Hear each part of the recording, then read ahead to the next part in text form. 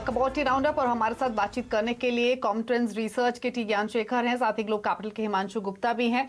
और अगर अभी का आप हाल देखेंगे स्पेशली गोल्ड सिल्वर का, तो 2 दिन रिकॉर्ड स्तरों पर दाम पहुंचने के बाद आज हल्के हुए हैं प्राइसेस और सोना 48,000 के आसपास अब कारोबार कर रहा है। लगभग 1.6% से आधा % की वीकनेस देखने को मिल रही है। वहीं अगर आप सिल्वर को देखेंगे तो यहाँ भी 1% के आसपास की वीकनेस है, 0.1% नीचे सिल्वर ट्रेड कर रहा है। तो पहले गोल्ड सिल्वर पर एक क्विक आउटलुक ले लेते हैं। ज्ञानशेखर जी, गुड इवनिंग। पहले तो अपना आउटलुक गोल्ड पर ही दीजिए। ये तो आशंका थी कि रिकॉर्ड स्तरों पर पहुंचने के बाद स्पेशली अगर कुछ भी पॉजिटिव डेवलपमेंट कोरोना फ्रंट पर होगी तो मुनाफ वसूली गोल्ड में आ सकती है, लेकिन सवाल ये है कि इन स्तरों से भी कितनी और प्रॉफिट बुकिंग एक्सटेंड हो सकती है, क्या आउटलुक है? मेरे ख्याल से और भी प्रॉफिट बुकिंग आने वाला है, because non farm payroll data आने वाला है आज। एक्सपेक्टेशंस ये है कि उसमें थोड़ा एक बुलिश डेटा आने का चांसेस ज्यादा है। इस वजह से और गोल्ड प्राइसेस और सिल्वर प्राइसेस गिर सकते हैं। So it is a call. The call will be to sell on any upticks from here. In fact, the current level itself is a resistance level. तो और दूसरा भी एक रुपी ज़्यादा अप्रिशिएट भी हो रहा है. Because of that, the expectation is that prices will fall in the very near term. And as we all know, gold and silver prices have hit record highs. Gold at least. So it is a sell on rallies from here for the near term. But overall, एक बड़ा picture में देखेंगे तो it's still the bullishness is still intact.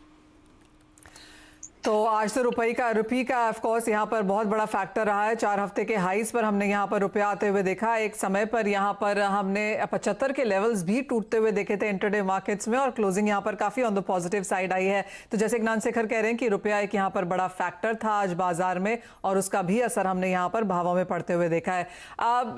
ज्ञानशेखर, आपसे ये जानना चाहेंगे, आपने कहा सेल ऑन रैलीज की एज ऑफ नाउ सोने में यहाँ पर स्ट्रैटेजी रह सकती है, तो नीचे में किस तरह का सपोर्ट आप आता हुआ देखते हैं? क्योंकि बहुत ज्यादा लोग आई थिंक बिकवाली की तरफ नहीं जाना चाहेंगे, लेकिन कई लोगों ने यहां पर सोने में खरीदारी मिस करी है, तो वो ये जरूर जानना चाहेंगे कि निचले स्तरों पर किस तरह के रिस्क्स अभी देखने को मिल सकते हैं। I think we are looking at anywhere close to 1735, 1740 as a very critical support international markets में। तो यहाँ पे देखेंगे तो with the rupee strength, it looks like possibly 47 or 47,200 thereabouts. That could be a good support for slightly in the medium term. But again, people who have missed, I think they have to start adding on any dips from there. Don't expect that prices can bounce straight away from there. It's possible that the NFP, the data which is coming, could be quite strong. तो और भी थोड़ा profit booking extend होने का chances है। तो मेरे ख्याल से 47,000 और उसके नीचे अच्छा लेवल होगा बाय करने का। जी ज्ञानशेखर जी, एक चीज और, सोने के इंपोर्ट में हम लगातार कमी देख रहे हैं और जून में भी जो आंकड़े हैं वो भी काफी डिस्करेजिंग है। 86% के आसपास इंपोर्ट्स गिरे हैं अगर पिछले साल के मुकाबले कंपेयर करें। अगर गोल्ड में थोड़ी सी प्रॉफिट बुकिंग आती है या और जैसे जैसे लॉकडाउन में एज आउट हुआ है, तो क्या यहाँ पर इंपोर्ट्स थोड़े से सुधरेंगे? क्या ट्रेंड आप एक्सपेक्ट कर रहे हैं आगे जाते हुए? एक्चुअली इंपोर्ट का ट्रेंड मेरे ख्याल से रिवाइव नहीं होगा at least for the next 3 months. But I'm hearing that demand is gradually picking up. Consumers are coming even at this point in time.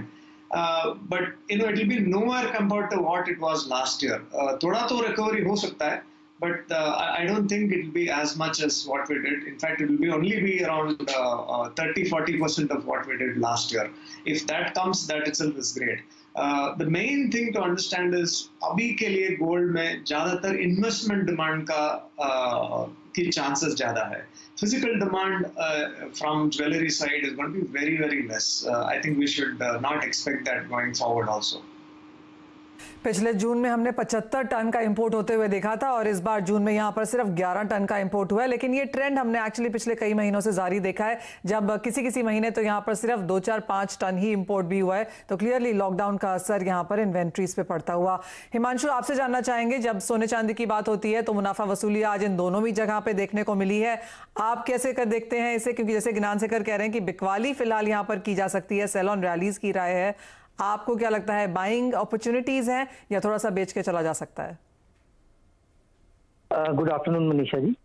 देखिए, मेरा ऐसा मानना है कि पिछले कल जो यहाँ पर गोल्ड और सिल्वर के प्राइसेस में हाईज लगे हैं, मुझे लगता है कि एक सिग्निफिकेंट टॉप यहाँ पर मार्केट में बन गया है short to medium term perspective से। तो अगर ट्रेडिंग के पर्सपेक्टिव से बात की जाए तो ये बाजार अब मुझे लगता है कि सेल ऑन राइज का है। और मोस्ट इंपॉर्टेंट बात मनीषा जी, जैसे अभी भी आपने कहा कि क्योंकि यहाँ पर इतनी कॉम्प्लिसेंसी है कि हर इन्वेस्टर को, हर ट्रेडर को एक लेफ्ट आउट फीलिंग आती है, उसकी वजह से मुझे लगता है कि यहाँ पर थोड़ा सा एक जिसको बोलते हैं कि एक यहाँ पर एक बबल बनता हुआ नजर आ रहा है शॉर्ट टर्म में, जिसके चलते मुझे लगता है कि अपने आप में भी यहाँ पर एक करेक्शन बनती हुई नजर आ सकती है। तो अगर शॉर्ट टू मीडियम टर्म के पर्सपेक्टिव की बात की जाए तो मुझे ऐसा लगता है कि 1730-1735 डॉलर जो अभी ज्ञानशेखर जी ने भी डिस्कस किया, वो यहाँ पर क्रूशल सपोर्ट लेवल के काम कर सकते हैं। लेकिन अभी हम अगर बात करें तो 1775-1780 डॉलर के आसपास काम कर रहे हैं। और मुझे लगता है कि कल की इनिशियल क्रैक के बाद अब बाजार अगले 24 घंटे थोड़ा सा रेंज बाउंड रह सकता है और नॉन फार्म पेरोल्स डेटा आने के बाद यहाँ पर नेक्स्ट लेग ऑफ डिक्लाइन देखने को मिल सकती है। और मुझे ऐसा लगता है कि 1735 डॉलर, 1730 डॉलर एक काफी लाइकली टारगेट डाउन साइड में निकल कर आ सकते हैं।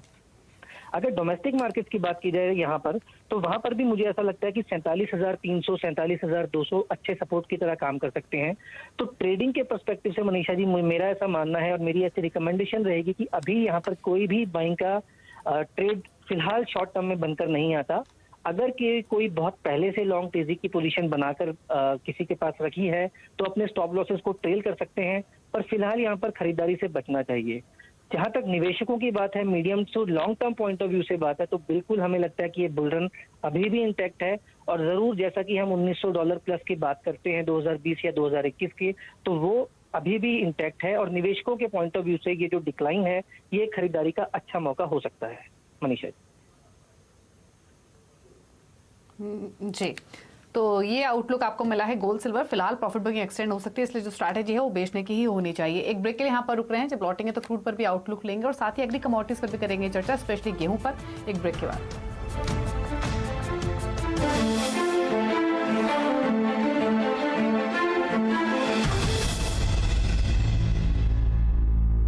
आप देख रहे हैं कमोडिटी राउंड अप और अब बात करेंगे एग्री कमोडिटीज से कुछ जुड़ी हुई। सरकारी पूल से गेहूं की बिकवाली बढ़ाने के लिए एफसीआई ओपन मार्केट के लिए बिक्री प्रक्रिया में बदलाव पर विचार कर रही है, जिसके तहत गेहूं की बेस प्राइस में कटौती करने के साथ साथ फ्रेट चार्जेस भी हटा सकता है। इसी पर और बातचीत करने के लिए हमारे साथ शिवाजी फ्लोर मिल्स के अजय गोयल फोन लाइन पर मौजूद है। Ajay ji, good evening. पहले तो ये बताइए सर कि अगर एफसीआई बेस प्राइस घटाता है तो इसका कितना असर पड़ेगा, क्या व्यू है आपका? देखिए, इस साल जो है भारत सरकार, हालांकि प्राइड की बात है कि इतना बड़ा स्टॉक है नेशनल स्टॉक, लेकिन एक ग्लट सिचुएशन में पहुंच गए हैं जहां पर इतना बड़ा भारी स्टॉक संभालना एफसीआई के लिए बहुत मुश्किल हो रहा है। और कई सालों से जो देश के बाकी प्रांतों की मिलें हैं, उनकी डिमांड रही है कि गेहूं जो है वो, हालांकि अभी देश के काफी हिस्सों में होने लग गया है, लेकिन वो प्राइसिंग जो है एक्स पंजाब, एक्स लुधियाना करके उस पर फ्रेट जोड़ते हैं, जिसकी वजह से अनइकोनॉमिकल हो जाता है एफसीआई का सेल। तो अगर वो उसको रिव्यू कर रही है तो बहुत ही अच्छी बात है जी। उससे जो है बाजार में जो है एफसीआई से लोग ज्यादा माल लेंगे।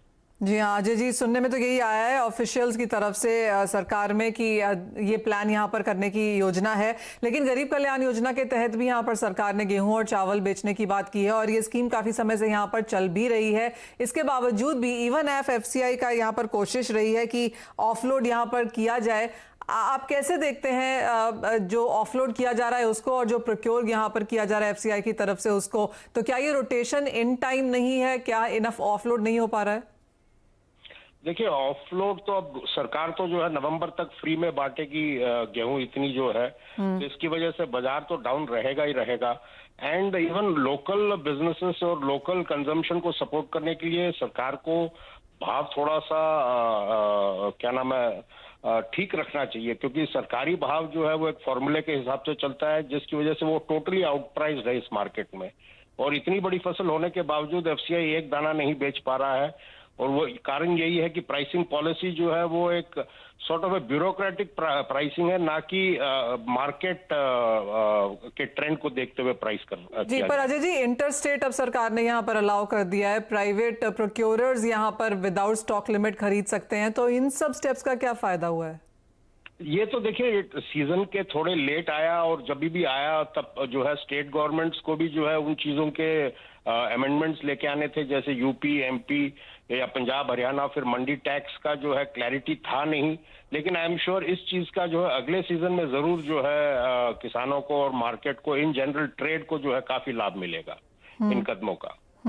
और आपको क्या लगता है कि इतने ज्यादा जो बड़े हाई इन्वेंट्री लेवल्स हैं, ऑफलोड भी यहाँ पर सरकार काफी करेगी, ऊपर से यहाँ पर नई नई स्कीम्स भी सोची जा रही हैं कि किस तरह से यहाँ पर प्राइसेस कम किए जा सके, आगे जाके भाव कैसे लगते हैं आपको? देखिए सरकार जो है इतना बड़ा कैरी पे कर रही है कि अगर कोई प्राइवेट होता तो वो अब तक जो है उड़ जाता इस व्यापार से। एंड इतने बड़े कैरी को जो है अवॉइड करने के लिए, लॉसेस रिड्यूस करने के लिए गवर्नमेंट को कोई भी तरीके से जो है अपना माल बाजार में डालना पड़ेगा। इसके अलावा एक्सपोर्ट की भी अपॉर्चुनिटी उनको देखनी पड़ेगी, और लोकल डिमांड गवर्नमेंट को एट बेस्ट प्राइस फुलफिल करनी पड़ेगी।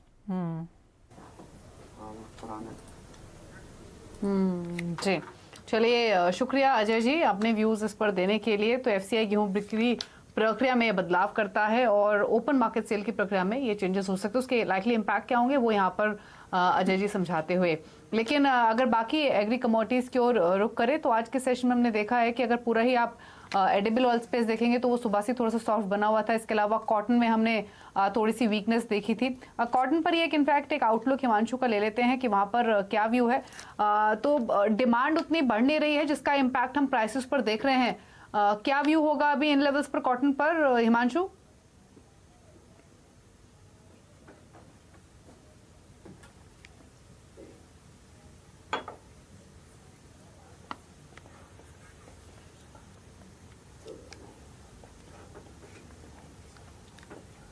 चलिए लग रहा है हिमांशु से बातचीत नहीं हो पा रही है, लेकिन उनका आउटलुक लेंगे। लेकिन बाकी अगर एग्री कमोडिटीज को देखें मनीषा जी, तो पूरा एडिबल ऑयल स्पेस भी काफी वोलेटाइल है। सुबह हमने एक सॉफ्ट ओपनिंग देखी थी, लेकिन उसके बाद कुछ सिलेक्टिव एडिबल ऑयल स्पेस में बाइंग अच्छी देखने को मिली है।